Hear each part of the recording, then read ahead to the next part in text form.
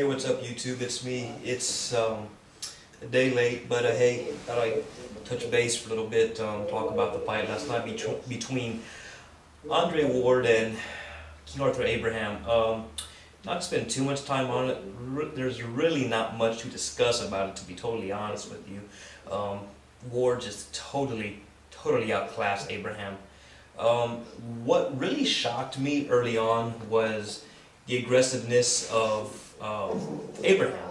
You know, usually, in his last fights, usually he's a guy that I've noticed that he usually starts off slow and kind of just methodically just starts slow, kind of just, wears the opponent down, then really gets aggressive, comes alive, a little after the, midway through the fight.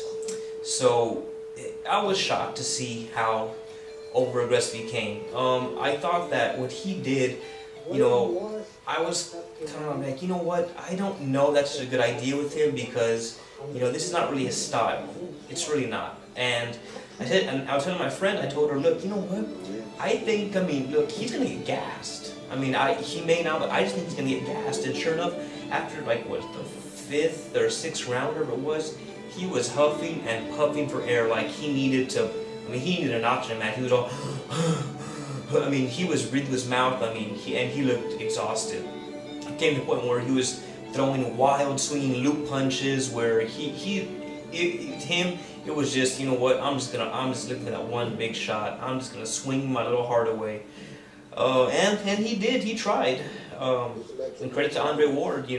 He handled the pressure very well. Early on, I thought that Abraham, the pressure that he was applying, it seemed it was kind of giving Ward a little bit of problems, where Ward was having a tough time to get off. But needless to say, he, fought through it, adjusted, and took advantage as Arthur started to wear out, run out of gas. So credit to Andre Ward for fighting through that and making the proper adjustments. Congratulations, man. I guess what's next for both fighters? Abraham, what I've been hearing, the rumblings are, dude, he's lost again, he's a bum, and yada yada yada. To be fair to Arthur, look, he's lost 3 of his last 4 fights. The fights he's lost, to be fair, he hasn't lost to just anybody. He's lost to some pretty elite fighters. Carl Froch, Andre Dirrell, and now Andre Ward. He's lost some pretty elite fighters, so, I don't buy the whole, he's done, he's this and that. That's just me, but like I said, you know what, but I do agree when people say he's at a crossroads with his career. He really is. He's at a crossroads where he's got to figure out, do I need to make an adjustment, right? Which we all think he definitely does. That's a must. That goes without saying in his fight camp. But we'll see. We'll see. Time will tell. Time will tell.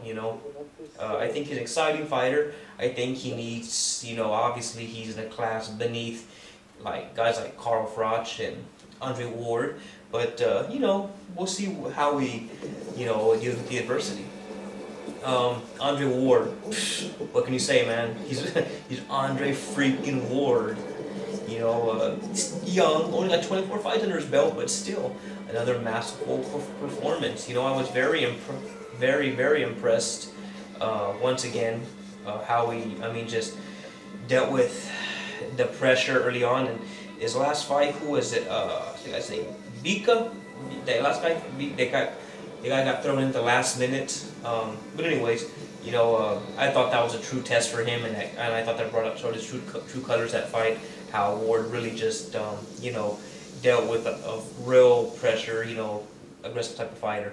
And Arthur, the way he did, again, very impressive.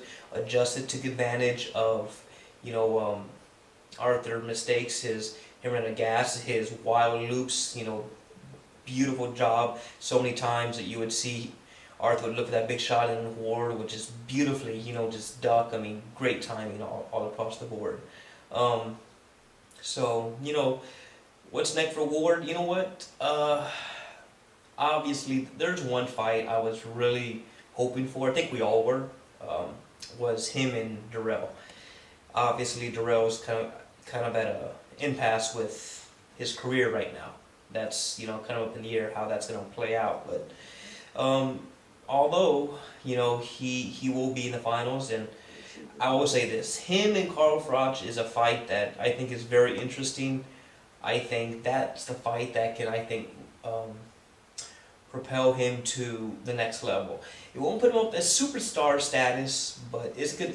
He will make a name for himself with Carl Froch. You know, should he win that fight? And Carl Froch, hey, he's got a fight coming up, and he's got somebody who ain't no pushover. Glenn Johnson, you never overlook that guy. That guy is all heart and soul, man.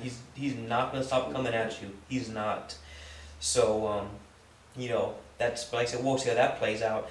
And I just read right now that there is one more thing that I was reading, that there was talk about maybe Andre Ward going to 175 possibly, and maybe rumblings about him and Lucien Boutet. Very interesting fight. My only concern with him moving up to 175 is this: Ward, I don't think, I mean, he's not really a real powerful, he's not a heavy, strong fighter. He doesn't have that power and strength, I mean, that knockout power. And not with knockout power, but I don't think much power in general. At 175, obviously, he's still not going to have that power. If anything, he'll have even less power.